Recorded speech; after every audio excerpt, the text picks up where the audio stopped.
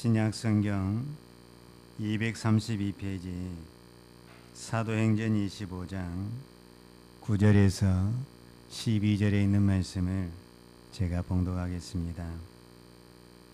베스도가 유대인의 마음을 얻고자 하여 바울더러 묻되 내가 예루살렘에 올라가서 이 사건에 대하여 네 앞에서 신문을 받으려느냐.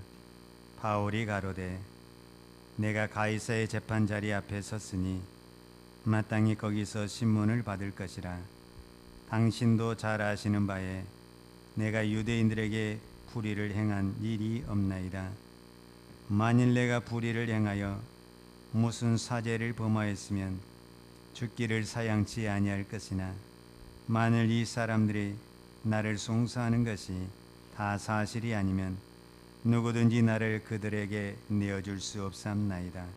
내가 가이사께 호소하노라 한데 베스도가 배석자들과 상의하고 가로되 내가 가이사에게 호소하였으니 가이사에게 갈 것이라 하니라. 아멘.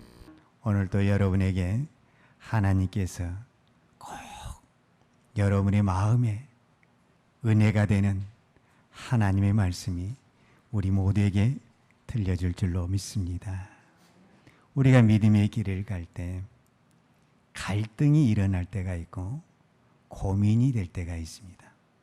그것은 무슨 이유 때문에 그러냐면 길이 두 개 있을 때 그러는 겁니다. 여러분, 길이 하나만 있을 때는 갈등할 필요도 없고 또 고민할 필요가 없어요. 왜? 하나밖에 없기 때문에 되든 안 되든 무조건 그 길을 가야 되는 거예요. 근데 두 개가 되고 세 개가 되고 하여튼 두 개 이상이 되게 되면은 그때부터 이제 이게 좋은 건지 저게 좋은 건지, 자, 우리가 이 신앙적인 입장에서 이게 믿음의 방법인지 이게 인간적인 생각인지 혼동이 될 때가 있다라는 거죠. 이제 지금 이 국가적으로나 지금 우리 한국교회는 이런 부분에 대해서 보이지 않게 여러 가지 혼동스러운 부분이 있습니다.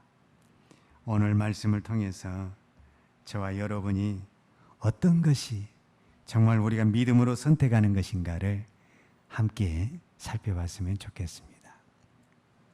자, 우리는 지금 거의 1년 넘게 이 코로나 바이러스로 인해서 마스크 쓰는 거 생활화됐죠.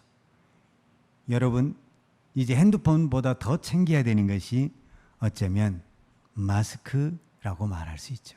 마스크를 안 쓰고는 밖에 출입을 할 수가 없죠. 우리는 너무 지금 자연스럽게 익숙해졌고 그것이 훈련이 되었죠. 그리고 또 이렇게 단체적으로 예배를 드리거나 식사를 할 때는 또 이렇게 거리두기 하는 것, 이것 또한 너무너무 자연스럽게 우리 삶에 배어가고 있죠. 그렇다고 해서 지금 코로나가 끝난 게 아니라 언젠가는 끝나겠지만 지금 이제 약이 나왔잖아요. 우리가 흔히 말한 백신이 나왔잖아요. 여러분들 중에 그 주사를 맞은 분도 있고 또 아직 맞으려고 예약 중인 사람도 있고 또 앞으로 맞아야 될 사람들도 있을 거예요. 이것을 놓고도 고민을 많이 하시더라고요. 맞아야 되는가? 안 맞아야 되는가? 이걸 딱 맞으면 다시는 코로나로 안 걸린다. 그럼 누가 안 맞겠어요? 다 맞죠. 근데 맞아도 걸린다. 그러면 꼭 맞아야 되나? 또 이런 고민이 생길 수가 있죠. 또 맞았을 때 부작용이 전혀 없어야 되는데 맞고 나서 어떤 사람은 신체적인 장애가 있다든지 어떤 사람은 더 큰 변을 당하게 되면 두렵기도 하고 겁나기도 하죠. 그러나 이런 환경 속에서 성경은 어떻게 말씀을 하시는가? 성경에 어디 코로나 주사를 맞으라 이런 말은 또 없잖아요. 이러니까 이게 기도를 하는데 또 기도해도 하나님이 너는 맞아라 이렇게 또 말하는 것 같지도 않고, 여러분은 이럴 때는 어떻게 해야 되죠? 맞는 게 믿음이에요? 안 맞는 게 믿음? 하나님 앞에 기도해야지. 목사가 되어가지고 하나님 앞에 기도해야지. 주사를 맞으면 되겠냐? 또 이렇게 말하면은 목사는 주사 맞은 사람은 믿음이 없는 사람이고, 또 이렇게 또 생각하면은 참 여러 가지로 말이 많을 수도 있잖아요. 저는 아직 안 맞았어요. 근데 예약을 했어요. 8월 9일 날 용인에서 제가 맞기로 예약이 돼 있어요. 제가 일부러 월요일 날 쉬는 날이라서 월요일 날만 찾다 보니까 그렇게 날짜가 됐어요. 저도 맞으려고 예약을 해놨습니다. 성경에 보면 야고보서에 이런 말씀이 있어요. 야고보서 5장 14절에 보면 너희 중에 병든 자가 있느냐?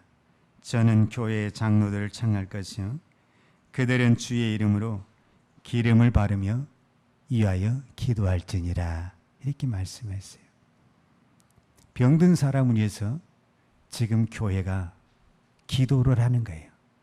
그런데 야고보 사도는 뭐라고 말을 하냐면 기름을 바르면서 기도하라. 이렇게 말씀하고 있어요. 자, 여기서 기름은 어느 성경에 보면 올리브 기름으로 나와 있어요. 그러니까 올리브 기름은 어떤 몸에 말 그대로 바른 것 같아요. 상처난 부위에 어떤 다친 부분에 이렇게 바르는 것 같아요. 이게 똑같은 단어가 누가복음 10장에 나와 있어요.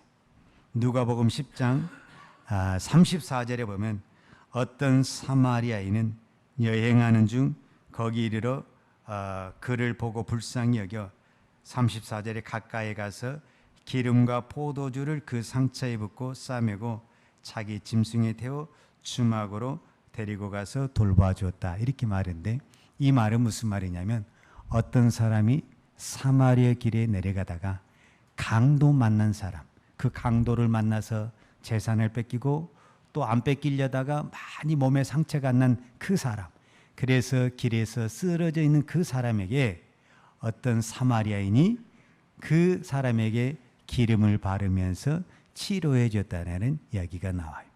여기서 그 기름이 야고보서에 나온 그 기름과 동일한 단어인데 몸에 발랐잖아요. 그러니까 어떤 부분에 상처가 나고 어떤 병이 생겼죠. 그거에 대해서 치료했다라는 것을 볼 수가 있어요. 여러분, 그거를 아주 제가 쉽게 이야기를 하겠어요. 제가 어느 날 신문을 보니까 지금 전 세계적으로 코로나가 있는데 이 코로나 백신이 지금 만들어졌어요. 그런데 이 백신의 70%가 대부분 어디에 있냐면 이 세계에 10에서 20 정도, 거의 10에서 10 정도 되는 경제적 국가 서열이 있거든요.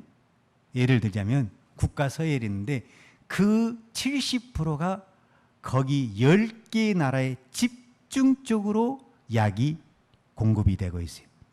그러면은 나머지 그 10개국 빼고 나머지 수많은 국가들은 구경도 못한 나라가 너무너무 많아요. 약을 맞고 싶어도 약이 없어요. 약이. 이 사람은 어떻게 해야 되겠어요? 기도해야죠. 약이 없으니까 이 사람은 기도해야죠. 그런데 하나님이 우리나라는 그래도 복을 주시고 은혜 주셔서 약도 공짜로 맞게 해줬잖아요. 그럼 맞아야 돼요? 안 맞아야 돼요? 맞아야죠. 여러분 맞아야 됩니다. 하나님은 우리의 기도를 들으십니다. 그러나 이 땅의 모든 자연과 과학과 의술을 절대 무시하지 않습니다. 만약에 백신의 약이 없으면 기도해야 됩니다. 이게 정답입니다. 그러나 있으면 어떻게 해야 돼요?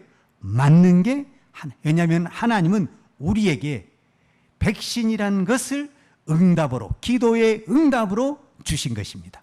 믿습니까? 그러니까 백신은 맞아야 됩니다. 그런데 만약에 이런 부분이 생길 수가 있어요. 만약에 국가가 이것을 공급하지 않냐고 내가 이것을 돈으로 사서 맞아야 된다. 그럼 또 상황은 또 달라지는 거예요. 그러잖아요. 내가 경제적으로 여유가 있는 사람은 문제가 다르지만은 나 먹기도 힘드는데 그것까지 살 약이 없는 사람들이, 돈이 없는 사람들이 분명히 있잖아요. 그러면 그 사람은 또 어떻게 해야 되냐? 기도해야 됩니다. 기도해야 됩니다. 그러면 하나님이 둘 중에 하나를 저는 응답을 해 주실 겁니다. 무슨 응답을 해 주겠어요?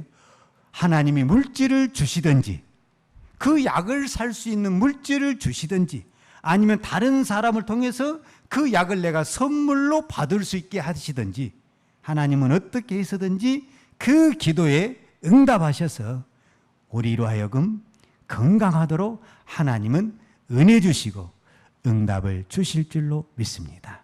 믿습니까? 그러니까 여러분, 이런 가장 기본적인 것을 가지고 자꾸 신앙이니 믿음이니 이야기하면 안 됩니다. 내가 이 땅에 있는 모든 것을 활용할 수 있는 것은 하나님이 활용하라고 주신 겁니다. 근데 내가 그것이 형편이 안 된다.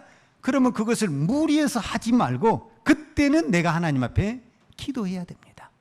하나님은 누구보다도 내 형편과 사정을 잘 아시기 때문에 나에게 맞는 은혜와 응답을 허락하여 주실 줄로 믿습니다. 자, 오늘 왜 제가 이 말씀을 했냐면 오늘 이 말씀이 중요한 의미를 가지고 있어요. 오늘 25장 9절에 보면 이제 벨릭스 총독이 떠나가고 그 후임으로 베스도 총독이 왔어요. 자, 베스도 총독이 와서 유대를 방문한 다음에 가장 먼저 지금 사건을 해결한 것이 이 사도 바울의 재판 문제가 걸려 있어요. 그런데 이 사도 바울의 재판의 문제를 하면서 베스도가 9절에 오늘 성경에 뭐라고 말을 하냐면은, 제가 9절을 다시 한번 읽어드리겠습니다. 베스도가 유대인의 마음을 얻고자 하여 바울더러 묻되 내가 예루살렘에 올라가서 이 사건에 대하여 내 앞에서 신문을 받으려느냐. 즉 이 말은 무슨 말이냐 하면 사도 바울에게 질문을 하는 거예요. 예루살렘에 가서 사내들인 공회에서 재판을 받을 것이냐, 아니면 즉 유다 총독으로 오니 베스도 앞에서 재판을 받을 것이냐라고 베스도 총독이 사도 바울에게 질문을 했어요. 자, 이 질문을 받은 사도 바울이 이제 뭔가 답변을 해야 돼. 내가 어떻게 하겠다고 답변을 해야 되는데 어떻게 답변을 했냐면 10절에 보니까 바울이 가로되 내가 가이사의 재판 자리 앞에 섰으니 마땅히 거기서 신문을 받을 것이라. 당신도 잘 아시는 바에 내가 유대인들에게 불의를 행한 일이 없나이다. 자, 11절 만일 내가 불의를 행하여 무슨 사죄를 범하였으면 죽기를 사양치 아니할 것이나 만일 이 사람들의 나를 송사하는 것이 다 사실이 아니면 누구든지 나를 그들에게 내어줄 수 없사옵나이다. 내가 가이사께 호소하노라 한데 그랬어요. 즉 바울은 베스도가 물어본 그 질문에 답변하지 않냐고 새로운 답변을 하는데 그게 뭐냐면은 나는 가이사에게 재판을 받겠습니다. 이렇게 이야기를 하는 거예요. 자, 우리가 이제 이거를 또 이제 우리가 믿음적인 측면에서 사도 바울은 우리가 잘 아는 대로 이미 예루살렘에 올라갈 때부터 무엇을 각오했냐면 순교를 각오했습니다. 그러면 순교를 각오한 이 사도 바울이 구차하게 내가 여기저기 끌려다면서 재판받을 필요 뭐 있어요? 그냥 나는 여기가 좋사오니 나는 여기서 그냥 재판받고 목숨을 끊겠다 이렇게 할 수도 있는데 지금 사도 바울이 가이사에게 재판을 받겠다라고 이야기한 것은 어떤 부분에서는 세상의 재판에 가서 나는 더 공정하게 재판을 받고 그곳에서 나는 나의 남은 사역을 감당하겠다라고 표현한 거예요. 그래서 이것을 좋게 보면은 또 좋은 부분도 있지만 또 믿음 없다고 보면은 또 한없이 믿음 없는 그런 행동인 것처럼 보일 수도 있어요. 그러니까 오늘 12절에 보면 베스도 총독이 배석자들과 상의했다고 그랬잖아요. 왜 배석자들과 상의를 했냐면 자기가 원하는 답변이 안 나온 거예요. 내가 이렇게 물어봤을 때는 당신에게 내가 재판을 받겠습니다. 아닙니다. 나는 그냥 예루살렘에 가서 사내들인 공회에서 재판을, 이 둘 중에 하나를 답변을 해줄 줄 알았는데 베스도 총독이 생각하지 못한 답변이 나오니까 순간적으로 이 베스도 총독도 당황을 해가지고 어떤 결정을 못 내리게 되는 거예요. 그래서 이 결정을 내리기 위해서 그 주변에 있는 같은 배석자들과 의논을 해서 결론적으로 답변을 준 것이 뭐냐면, 내가 가이사에게 호소하였으니 가이사에게 가리라, 이렇게 말을 하고 있어요. 자, 우리가 이제 역사적인 이야기를 제가 조금 이야기하겠어요. 우리가 보통 가이사를 황제라고 그러거든요. 그런데 여러분, 바울이 지금 선교 사역을 할 때는 가이사가 황제가 아니에요. 예수님이 유대에서 사역을 할 때는 그때 당시 로마 황제가 가이사가 맞아요. 그런데 이 가이사 황제가 끝난 다음에 바울이 지금 가이사 황제에게 했다고 그렇게 말을 했는데, 이거는 로마 황제를 이야기하는 하나의 지칭하는 단어이지, 실제적으로 바울이 지금 선교하고 이때는 지금 로마 황제가 누구냐면은 네로입니다.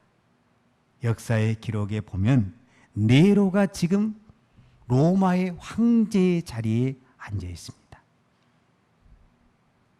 여러분 네로 황제에 대해서 이야기를 좀 들었죠. 네로 황제는 아주 악한 왕입니다. 사실 황제입니다. 얼마나 악하냐면은, 황제가, 사실은 이 사람은 황제가 될 수 없었어요. 근데 그 어머니가 아주 똑똑했어요. 그 어머니가 그 시대에 다른 그 황제가 있는데, 그 황제하고 우리로 말하자면 재혼을 합니다. 그래서 이 네로는 그 황제의 양자가 됩니다. 그런데 이 네로의 어머니는 이것으로 만족을 하지 못하고 자기 자식을 황제로 세우기 위해서 독약을 타가지고 자기 남편 황제를 죽입니다. 그리고 누구를 황제로 앉히냐면 자기 아들 네로를 황제에 앉힙니다. 그러니까 어머니 그 입김이 좀 세지 않겠어요? 그런데 이 네로가 정치를 잘 해야 되는데 시간이 갈수록 사치하고 사생활과 타락의 길로 가게 되는 겁니다. 그러다 보니까 당연히 그의 어머니가 제재를 가하기 시작합니다. 그래서 네로가 어떻게 하냐면 그 어머니를 감옥에 가둬버리고, 그 감옥에 가두니까 그 감옥에서 그 어머니가 다른 이제 집정관과 이 반란을 일으켜 어떤 역사를 하려고 그러니까 그것을 알아챈 네로는 자기의 어머니를 사형을 시켜버립니다. 무서운 사람입니다. 그리고 이 사람이 결혼을 했는데 무슨 이유인지는 모르겠지만 자기 아내도 사형을 시켜버립니다. 하여튼 자기 눈에 벗어났다 가면 무조건 사형감입니다. 얼마나 악한지 모릅니다. 이 사람은 또한 예술가적인 그 기질이 조금 있었어요. 그래서 막 이렇게 막 어떤 관람회나 참석하고 어떤 예술 집회에 참석하고 그런 쪽에 심취한 어떤 그런 취미나 그런 활동을 하고 있었어요. 그런데 자기가 어떤 그 역사의 기록을 보면 시를 낭독하는데 그 어떤 그것을 환경을 만들기 위해서 무슨 일을 저지르게 되냐면 로마 도시를 약 절반에 가까운 그 도시를 불로 질러버립니다. 그래서 그 불로 인해서 수많은 사람들이 생죽음을 당하고 많은 재산의 피해를 가져옵니다. 그래서 이제 이 모든 그 국민의 여론이 이것이 네로가 한 것이다 해가지고 이게 압박을 해오니까 이것을 피하기 위해서 네로가 어떤 또 음모를 꾸미냐면은 이것은 기독교인들이 했다. 그래서 그때부터 이 기독교인들을 엄청나게 또 탄압합니다. 막 불로 태우고 말로 표현할 수 없는 핍박을 하게 됩니다. 그 장본인이 네로입니다. 그런데 그 네로 앞으로 지금 바울이 우리로 말하자면 재판을 청구한 것과 같습니다. 이 말은 불구덩 속으로 바울이 뛰어 들어가는 것과 같은 것입니다. 실제로 그 역사의 기록에 보면 사도 베드로와 사도 바울이 이 네로 황제의 핍박 때 순교당했다고 역사의 기록가들은 거의 동일하게 기록을 하고 있습니다. 그러면 바울은 많이 죽을 줄 알면서 그 시대에 가장 악한 그 황제에게 재판을 받고 그 황제에게 간 이유가 뭐냐? 한 가지밖에 없습니다. 그 악한 황제도 복음을 들어야 됩니다. 여러분, 복음은 선한 사람들만 듣는 것이 아닙니다. 여러분 오해하시면 안 됩니다. 우리가 생각할 때 저 사람은 절대로 천국 가면 안 될 사람들도 복음을 들어야 됩니다. 여러분 가운데 이미 내 마음에 선을 그어놓은 사람이 있다고 한다면 그거는 안 됩니다. 그 어떤 사람도 복음을 들을 자격이 없는 사람은 한 사람도 없습니다. 복음은 누구에게나 다 들어야 됩니다. 그 사람이 듣고 회개하고 돌아오느냐 돌아오지 않느냐 하는 것은 그 사람의 몫이지만 들어야 되는 것은 어떤 사람도 하나님의 복음을 들어야 됩니다. 그런데 참으로 이상한 것이 있습니다. 제가 오늘 이야기를 전부 다 하자면 너무 길어질 것 같은데 하여튼 시간이 되는 대로 이야기를 해보겠습니다. 사도 바울은 사도행전 9장에서 우리가 잘 아는 다메섹 도상에서 부르심을 받을 때부터 사명이 뭐냐면 이방에 비치고 이방의 임금들에게 복음을 증거하는 것입니다.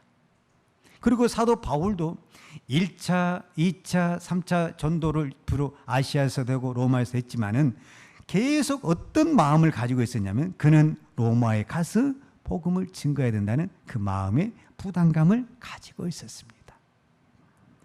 그래서 그는 그렇게 기도했고 사무엘상 23장 11절에 보면 하나님은 사자를 통해서도 바울에게 직접 말씀하셨습니다. 사도행전 23장 11절에 보면 그날 밤에 주께서 바울 곁에 서서 이르시되 담대하라 내가 예루살렘에서 나의 일을 증거한 것 같이 로마에서도 증거하여야 하리라 하시니라. 아멘. 바울은 로마에 선교를 가야 되는 것이 어쩌면 하나님의 운명처럼 정해져 있습니다. 그런데 이상한 것은 바울은 맨 처음에 선교사로 나갈 때 어느 교회에서 파송받은지 아십니까? 이방의 교회 안디옥 교회에서 파송을 받았습니다. 그리고 선교를 돌아와서 어디에 그 선교 자기가 선교한 것을 어디다 보고하게 되냐면 예루살렘 교회에다 보고를 합니다. 바울이 1차, 2차, 3차 때 세웠던 교회가 여러분 이 사도행전에 여러 교회가 나오잖아요. 즉 고린도 교회, 갈라디아 교회, 에베소 교회, 이 모든 교회, 빌립보 교회, 이 모든 교회가 어떤 부분에서는 사도 바울이 이 선교 사역을 하면서 세웠던 교회입니다. 그런데 지금 마지막에 사도 바울이 로마 선교를 가는데 예루살렘 교회도 맨 처음에 파송했던 안디옥 교회도 자기가 세웠던 여러 교회도 어떤 교회도 바울을 변호하거나 바울을 선교에 협력을 해준 교회가 하나도 없습니다. 이상하지 않습니까? 어떤 부분에서는 가장 어려운 그 선교의 길을 가는데 왜 이렇게 일어났을까? 우리는 의아해하지 않을 수가 없습니다. 지금 바울이 있는 것은 가이사랴에 있습니다. 가이사랴에. 여러분, 가이사랴가 어디 있냐면 가이사랴 빌립보라는 지역이 있습니다. 사도 바울이 예루살렘 교회로 올라가기 직전에 머물렀던 것이 어디에 있냐면 가이사랴 빌립보 집이었습니다. 그 빌립이 누구냐면 우리가 사도행전 그 7 집사 중에 한 사람이 그 빌립입니다. 그 집에 가서 묵었던 그 집이 어디 있냐면 가이사랴에 있습니다. 가이사랴에. 그러니까 지금 가이사랴에 빌립보 교회가 있고 가이사랴에 이 바울이 지금 재판을 받고 있는 겁니다. 바울이 예루살렘에 갈 때 이 빌립보에 있는 그 빌립 지사와 그 모든 사람들이 눈물을 흘리면서 올라가지 말라고 했던 그 교회가 바로 빌립보 교회입니다. 그런데 지금 바울이 로마 선교를 가는데 빌립 집사도 빌립보 교회도 그 누구도 바울을 도와주지 않습니다. 좀 이상하지 않습니까? 우리 같으면은 당연히 뭐 선교비를 더 챙겨서 보낸다든지 아니면 같이 뭐 기도회를 했다든지 어떤 그런 것들이 있는데 성경은 전혀 그런 내용이 없습니다. 어떤 부분에서 바울은 이 로마 선교를 갈 때 가장 낮은 죄수의 몸으로 선교의 실패자적인 몸으로 그 누구도 인정과 어떤 격려와 기도를 받지 않는 쓸쓸하게 죄수의 몸으로 가고 있습니다. 누가 봐도 이거는 실패자의 모습이요 참으로 비참한 모습이다라고 말할 수가 있습니다. 그런데 유일하게 주님만 이 길을 인정하고 있다라는 것이 저와 여러분에게 의미가 있습니다. 여러분, 선교는 외국에 나가서 복음을 전하는 것이 선교가 다가 아닙니다. 선교는 뭐냐 하면 내가 어떤 환경에 있든지 내가 성공의 자리에 있든지 실패의 자리에 있든지 병든 병상에 누워 있든지 아니면 바울처럼 감옥에 있든지 그곳에서 내가 주의 복음을 전하고 있으면 그 자리가 선교의 자리가 될 줄로 믿습니다.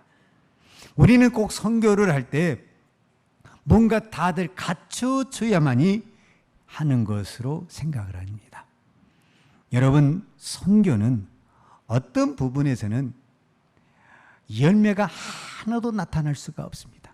수많은 나라에 가서 복음을 전했다 할지라도 단 하나의 교회를 못 세울 수도 있고 단 한 명의 영혼도 구원하지 못할 수도 있습니다. 그러나 내가 하나님의 말씀에 순종하고 그 자리에 서 있는 그 자체가 선교요. 그 자체가 우리는 사명을 감당하는 것입니다.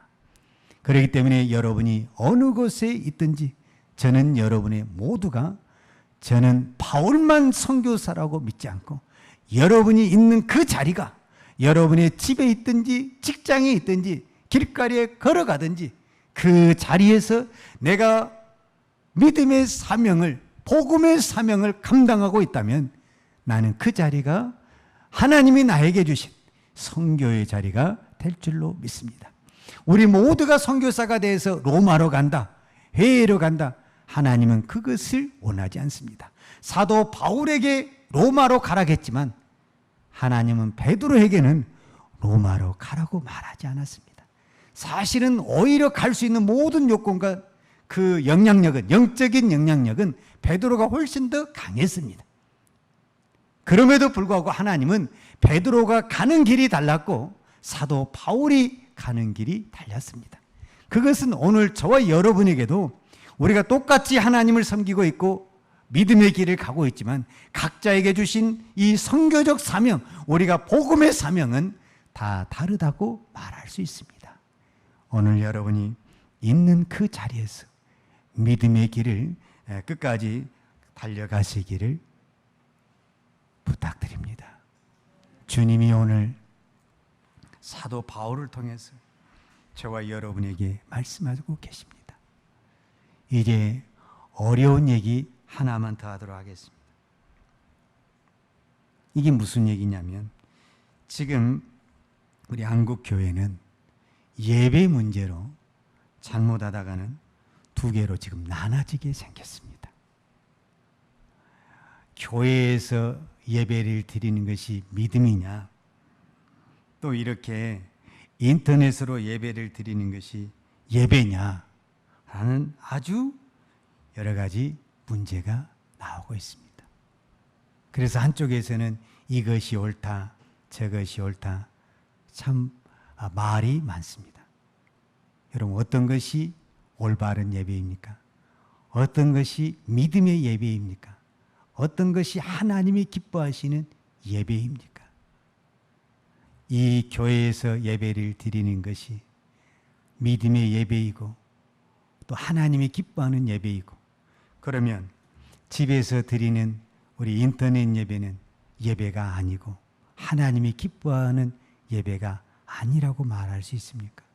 그들도 우리가 똑같이 예배하는데 하나님은 장소를 가지고 그렇게 따지지는 않는 것 같습니다. 이 성경은 중요하니까 우리가 한번 찾아보겠습니다. 요한복음을 찾아보겠습니다. 요한복음을 찾아보겠습니다.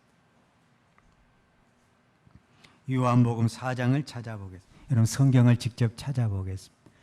요한복음 4장 20절.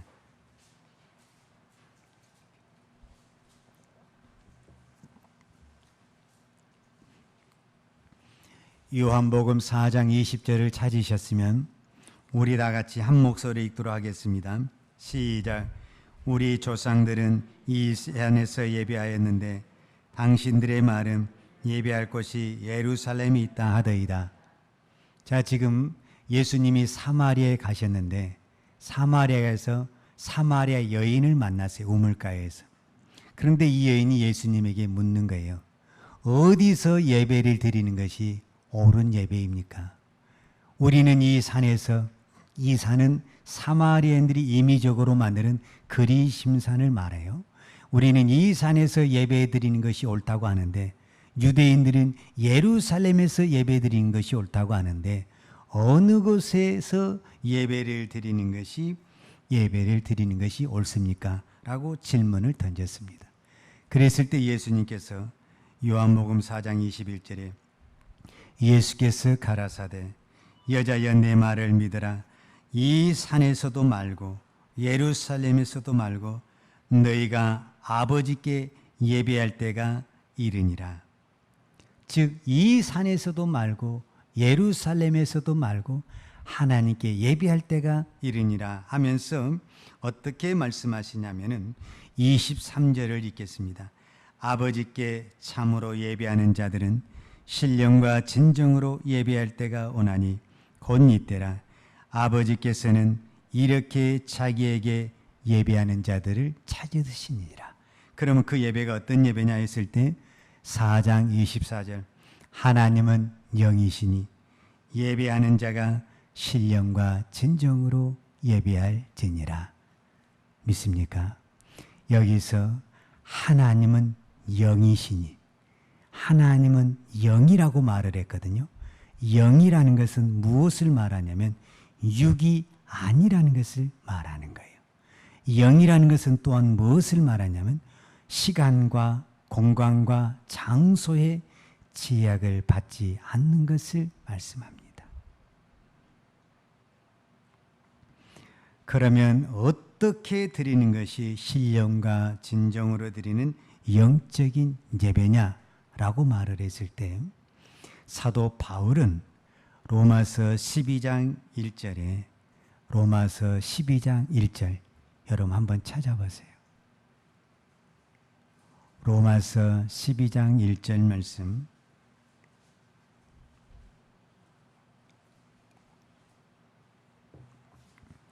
우리 찾으셨으면 다 같이 한 목소리 읽겠습니다. 그러므로 형제들아 내가 하나님의 모든 자비하심으로 너희를 권하노니 너희 몸을 하나님이 기뻐하시는 거룩한 산제사로 드리라. 이는 너희 드릴 영적 예배니라. 영적 예배가 무엇이냐라고 사도 바울이 정의를 할 때 무엇을 영적 예배로 하냐면 너의 몸을 산 제물로 드려라 이렇게 말씀하고 있습니다. 원래 제물은 죽어서 드리는 겁니다. 죽어서. 구약의 모든 제사는 제사를 드릴 때 그 제물은 반드시 무엇을 해야 되냐면 죽어서 제사를 드리는 겁니다. 그런데 사도 바울은 우리의 몸이 지금 살아서 제물이 되는데 산 제물이 돼야 된다는 거예요. 내가 살아있는데 무엇으로 살아있냐면은 영으로 살아있는 그 제물로, 그러니까 내 영은 살아있고 내 육은 죽어서 드리는 그 예배를 하나님이 영적인 예배다라고 말씀하고 있습니다. 여러분, 저는 예배를 교회에서 드려야 된다, 가정에서 드려야 된다, 이거를 따지기 전에 내가 지금 교회에서 예배를 드리고 있어도 내 마음에 신령과 진정으로 예배드리지 않고 있다면 하나님은 그 예배를 기뻐하지 않으십니다. 그러나 내가 골방에서 하나님 앞에 예배를 드린다 할지라도 그 예배를 신령과 진정으로 예배를 드린다고 하면 하나님은 그 예배를 기뻐 받으십니다. 그런데 내가 편하기 위해서 넓은 길, 쉬운 길을 선택하기 위해서 내가 예배를 드린다고 한다면 그 예배는 어디의 장소에 상관없이 예배를 하나님이 기뻐하지 않습니다. 지금 우리는 하나님께서 이 땅에 피로 값주고 세운 이 교회는 예배를 드리기 위해서 세워진 교회입니다. 이 건물은 아무짝에도 쓸모가 없습니다. 예배를 안 드리면 이 교회는, 이 건물은 아무 의미가 없습니다. 왜 이것이 예배당이고 성전이 되냐면 예배를 드리기 때문에 그렇습니다. 그런데 이 건물이 예배를 드리지 않는다면 더 이상 여기는 성전이 될 수가 없고 예배당이 될 수가 없습니다. 그래서 우리는 목숨을 걸고 이 성전에서 예배를 드려야 됩니다. 그런데 지금 이 질병으로 인해서 우리가 함께 예배를 못 드려서 함께 예배를 못 드리게 됐었는데 그 함께 예배를 못 드린 것을 드릴 수 있도록 방법을 만들어낸 것이 실시간 예배입니다. 저는 이 영상 이거를 그렇게 좋아하진 않습니다. 그러나 이 영상은 교육적인 측면에서는 아주 훌륭한 재료가 됩니다. 제가 개인적인 얘기를 오늘은 좀 하겠습니다. 제가 용인에서 교회를 개척을 할 때 주일학교가 엄청 부흥했습니다. 아주 자리에 가득 차도록 부흥했습니다. 그 부흥의 비결이 여러 가지가 있는데 그때 당시 1998년도면 지금부터 20년 전 사건입니다. 근데 그 20년 전에 제가 주일학교 교육을 위해서 이 프로젝트를 샀습니다. 개척교회가 그때 프로젝트가 지금은 이게 많이 기술이 개발되고 많이 대량으로 만들어서 가격이 아주 떨어졌습니다. 그때 당시 저 천장에 달려있는 저 하나가 1,000만 원입니다. 그때 당시 이 영상을 제가 하면서 그 개척교회에서 주일학교 교육 하나의 목표를 두고 제가 1,000만 원 예산을 써야 되는데 사실 제가 말 그대로 손이 떨렸습니다. 이거를 써야 되나 말아야 되나. 영혼을, 교육을 위해서는 내가 쓴다. 과감하게 썼습니다. 그랬기 때문에, 그런 투자를 했기 때문에 하나님이 물 붓듯이 학생들을 부어줬습니다. 제가 그 개척교회 때 봉고차 한 대도 제대로 살 돈이 없을 그때에 그 학생들을 데리고 여름 성경학교 한다고 해서 제가 대형 버스를 불러서 수련회를 갔습니다. 그 예산이 어마어마합니다. 3박 4일 동안 가면요, 그 경비가 어마어마합니다. 제가 그 돈을 투자해서 애들을 교육을 시켰습니다. 교사가 없어요. 학생들을 가르칠 교사가 없어요. 지금 저 같이 개척한 다른 내 동기 목사님들이 그 교회는 주일학교가 붕괴한다고 성경학교를 못 한다는 거예요. 그분들을 내가 초빙을 해가지고 임시 강사로 세워서 그때 천리역전 훈련을 시키고 이 사도행전 가지고 사도 바울의 1차, 2차, 3차 전거를 제가 각본을 써가지고 훈련을 시켰던, 그렇게 교육을 시켰습니다. 그런 열정을 가지고 애들에게 투자하고 교육한 것이 그런 열매를 거두었습니다. 지금 우리 교회가 실시간 예배를 해서 저거 달아놓은 거 아무것도 아닌 것 같죠? 여러분, 저 뒤에 카메라, EMF, 우리도 지금 1,000만 원 이상 돈을 썼습니다. 왜 내가 이 일을 해야 됐냐? 물론 장로님들과 여러 이야기를 했지만 단 한 사람이라도 내가 예배를 드리고 싶은데 이런 장비가 없어서 예배를 드리지 못하고 한다면 그 책임은 저한테 있는 겁니다.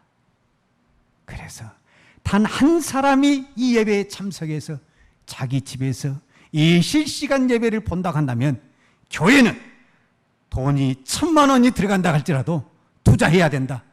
그것이 제 목회 철학입니다. 여러분, 이거를 낭비라고 생각할 수도 있죠. 여러분, 선교는 다 낭비입니다. 그러면 평생을 선교해도 하나의 교회를 세우지 못하고 한 영혼을 구원하지 못한데 그 선교사에게 들어간 돈이 얼마나 많습니까?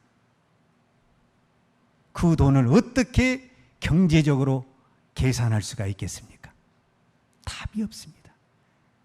그러나 우리가 한 영혼을 위해서 투자한 돈은 결코 헛된 것이 아닙니다. 이 땅에서 열매가 없고 이 땅에서 어떤 성과가 없을지라도 하나님은 그것을 보고 계시고 하나님은 그것에 역사하여 주실 줄로 믿습니다. 여러분, 우리는 한 영혼을 위해서 우리의 어떤 것이라도 희생할 수 있는 그것이 되어야 됩니다. 여러분, 사도 바울이 로마에 가서 그 능력의 사도가 로마에 가서 교회를 세웠단 말이 어디가 있습니까? 사도 바울은 감금되어서, 우리가 이제 사도행전 28장 마지막 장에 보면 사도 바울은 어디에 있었냐면 감옥에만 있었습니다. 그런데 감옥에 수많은 사람들이 면회로 오는 겁니다. 그 오는 수많은 사람들에게 바울은 계속 복음을 전했습니다. 그 전한 것이 자기가 돌아다닌 것보다 더 많이 전하게 될 이 하나님의 기적, 이 하나님의 역사는 누구도 막을 수가 없습니다. 여러분, 우리는 어떤 부분에서는 이해가 안 되는 부분이 있고 말이 안 되는 것 같지만 우리 생각 이외에 내가 상상하지 못한 하나님의 섭리, 하나님의 계획이 있는 줄을 알아야 됩니다. 우리가 기도하면서 제일 어려운 것이 무엇인 줄 압니까? 기도의 응답이 아닙니다. 여러분, 기도 응답 받기 위해서 금식하고 철하는 것보다 더 어려운 것이 있습니다. 여러분, 이 기도만 여러분이 할 줄 안다면 여러분 어떤 기도에도 다 응답을 받을 수가 있습니다. 그 기도의 비결이 뭔지 아십니까?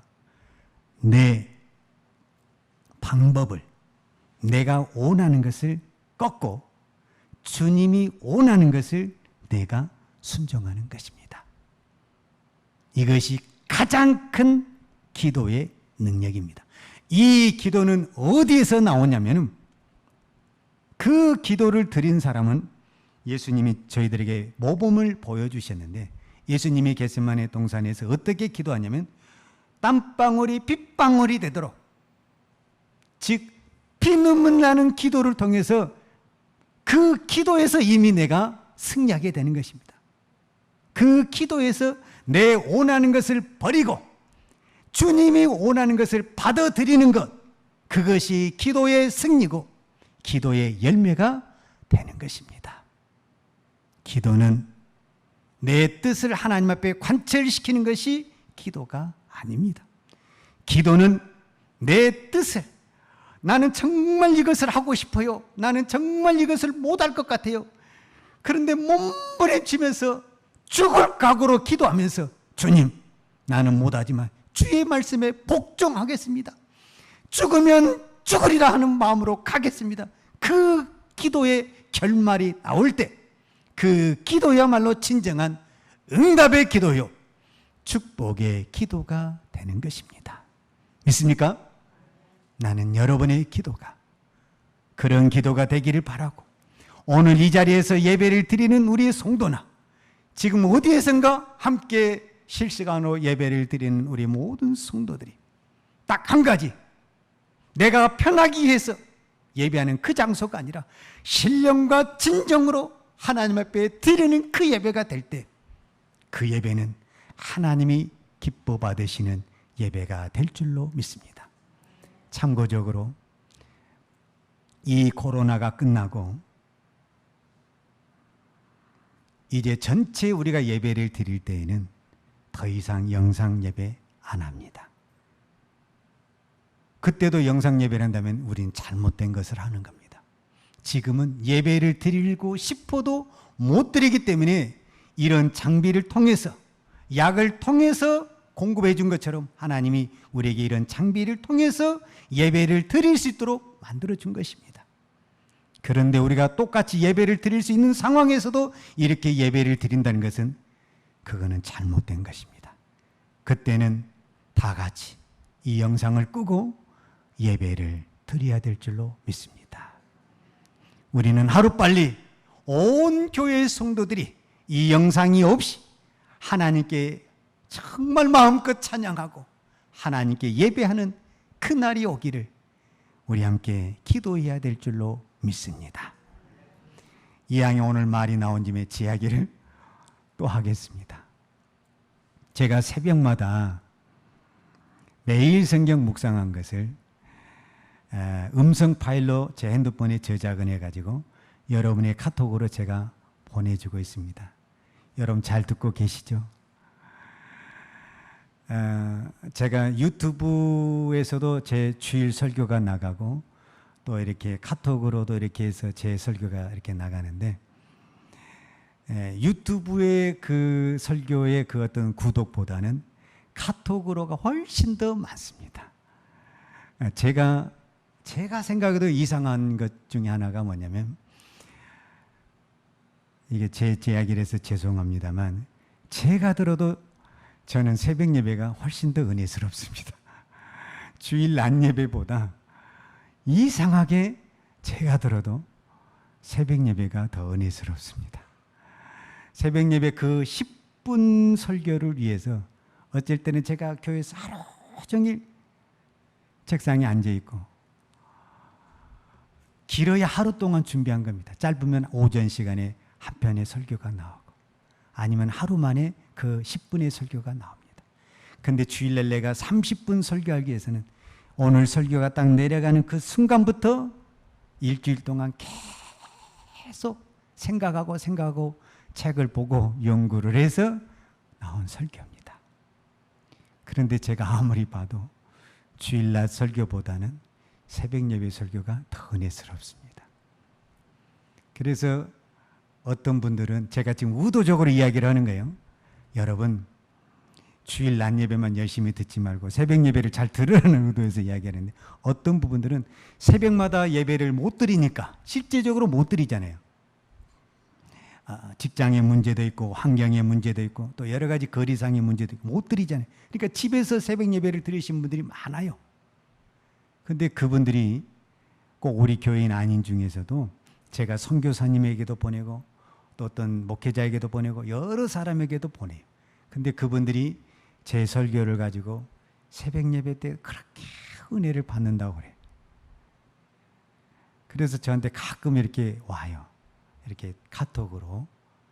그럴 때마다 저는 아무런 답변을 안 합니다. 제가 그거 받기 위해서 한 것도 아니고, 단지 이 말씀으로 저는 우리 성도들이 날마다 말씀을 묵상해서 그 말씀으로 어떻든가 하루를 승리하며 살 수 있다고 한다면 저는 더 이상 바랄 것이 없습니다.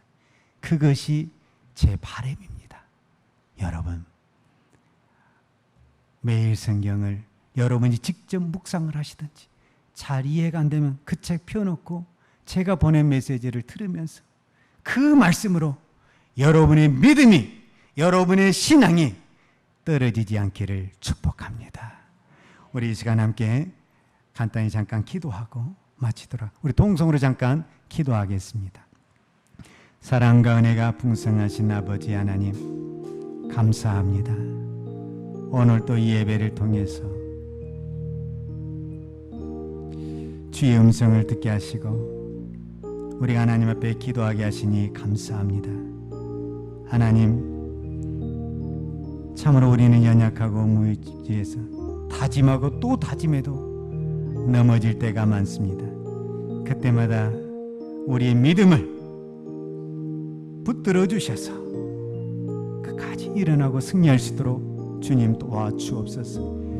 오늘 이 자리에 드리는 우리 모든 성도들이나 또한 각 가정에서 골방에서 예배드리는 사랑하는 주의 성도들에게도 동일한 은혜를 베풀어 주시고 어떤 환경 속에서도 하나님께 예배하는 예배자의 자세가 넘어지지 않도록 도와주시고 어느 곳에든지 신령과 진정으로 예배할 때 하나님께서 그 예배를 받으시고 응답하시고 축복해 주실 줄로 믿습니다. 하나님 축복하여 주옵소서. 예수님의 이름으로 기도하였습니다. 하나님 아버지, 감사합니다. 하나님께서 몸된 교회를 주의 핏값으로 세우시고 여기까지 인도하신 아버지 하나님 감사합니다. 지금은 하루하루가 산이요 강을 넘어야 할 때가 참 많이 있습니다. 그러나 지난 날에도 지켜주신 그 하나님, 우리가 힘들고 어려울 때도 우리의 믿음을 지켜주시고 이 교회를 지켜주신 아버지 하나님께서 앞으로도 하나님께서 이 교회를 지켜주시고 사랑하는 우리 모든 성도들을 지키시고 붙들어 주실 줄로 믿습니다. 주님 도와주옵소서. 하나님, 우리가 어느 곳에서 예배를 드리든지 그 예배가 하나님 앞에 신령과 진정으로 드리는 예배가 되게 도와주시고 하나님을 사모하는 예배, 하나님을 바라보는 예배, 정말 하나님 앞에 경배하는 그 경외의 예배가 되게 하여 주옵소서. 오늘도 이 예배를 드리는 우리 모든 성도들에게 하늘의 은혜를 주셔서 이 한 주간도 이 더위와 질병과 싸울 때 지치지 않게 도와주시고 승리할 수 있도록 강하고 담대한 믿음을 허락하여 주옵소서. 예수님의 이름으로 기도하였습니다. 아멘. 지금은 교회의 머리 되신 우리 주 예수 그리스도의 은혜와 독생자를 아낌없이 보내주신 아버지 하나님의 그 크신 사랑과 성령님의 풍성한 은혜가 오늘도 내 뜻을 꺾고 온전히 하나님의 말씀에 순종하여 신령과 진정으로 예배드리기를 원하는 사랑하는 주의 백성들 머리머리 예와 특별히 이 나라의 민족과 한국 교회 위에 온 열방에 나가서 하나님의 복음을 증가하는 선교사님들 머리머리 예와 사랑하는 주의 자녀들 머리머리 예, 이제로부터 영원토록 함께 있을지어다. 아멘.